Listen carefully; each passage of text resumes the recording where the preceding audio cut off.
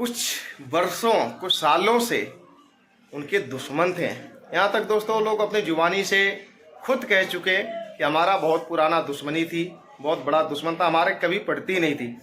तो इसलिए दोस्तों मैं कहना चाहता हूँ कि उनके पिताजी को, मालती के पिताजी दीपचंद चौहान जी को समझ में आ चुकी है कि कौन अपना था, कौन पराया था और कौन क्या करवा रहा था।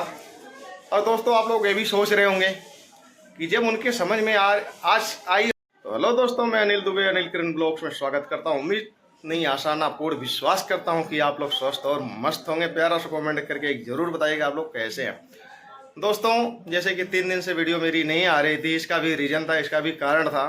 कारण ये था दोस्तों कि मेरी तबीयत में थोड़ा प्रॉब्लम चल रही थी, सर्दी जुकाम खांसी। आप लोग समझ सकते हैं कि मौसम आजकल सही नहीं चल रहा, तो इस कारण से भाई की तबीयत आपके सही नहीं थी, इस कारण मैं वीडियो नहीं डाल पा रहा था।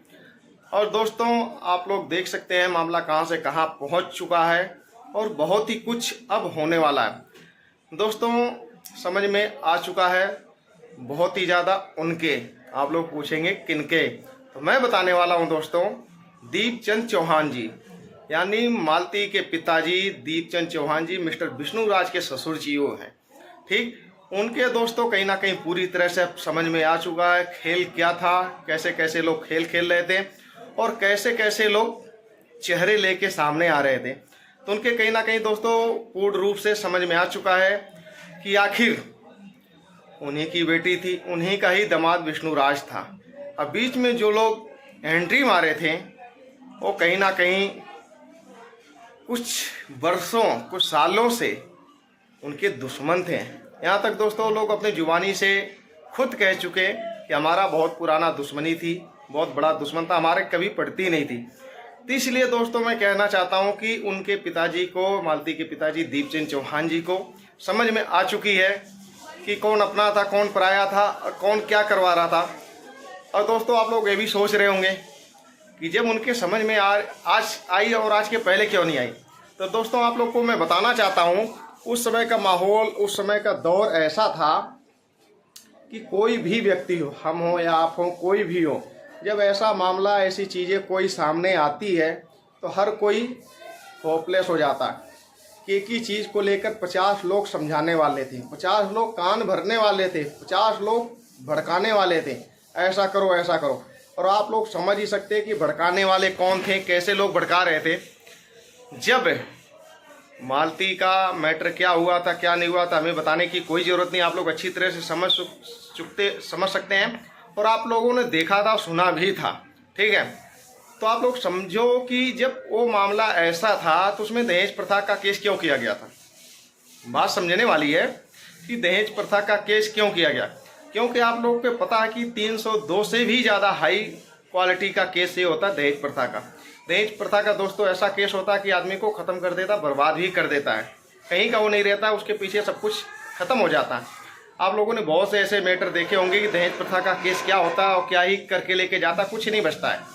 तो लोग इसलिए उनको, दीपचंद चौहान जी को इतना काना फुसकी किए थे, इतना भड़काने की कोशिश किए थे कि नहीं चाचा जी आप दहेज प्रथा का केस लगवाओ, दहेज प्रथा का केस लगाओ। भाई दहेज का तो उसमें मामला ही नहीं था।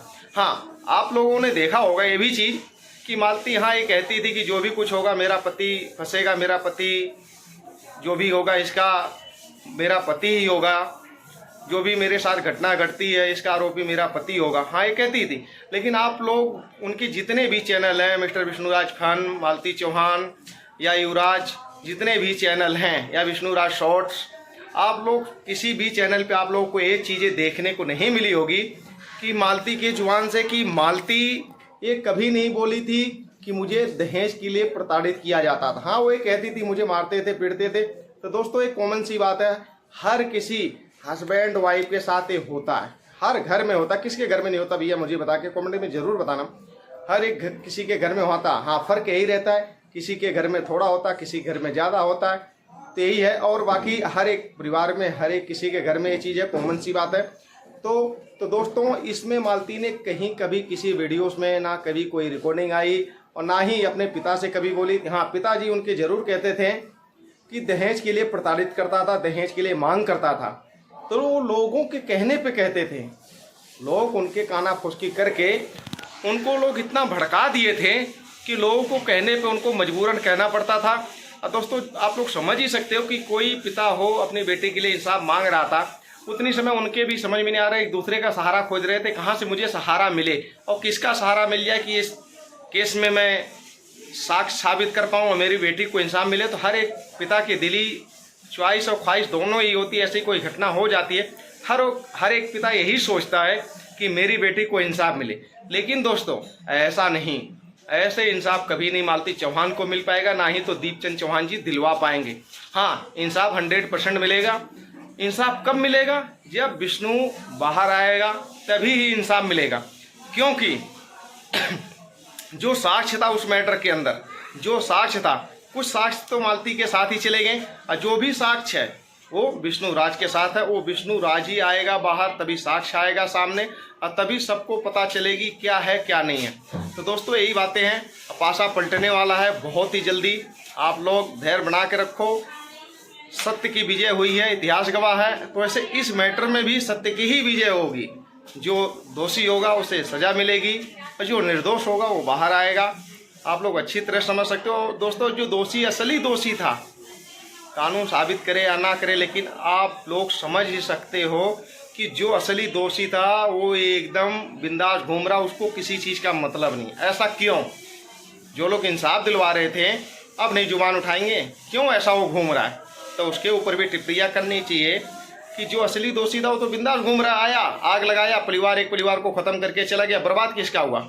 विष्णु राज का परिवार बर्बाद हुआ, विष्णु राज के माँ बाप का परिवार बर्बाद हुआ, उसका बच्चा एक अनाथ हुआ, बच्चे की एक माँ चली गई, बाप सलाखों के पीछे सजा काट रहा है कि गुनहगार है कि नहीं है।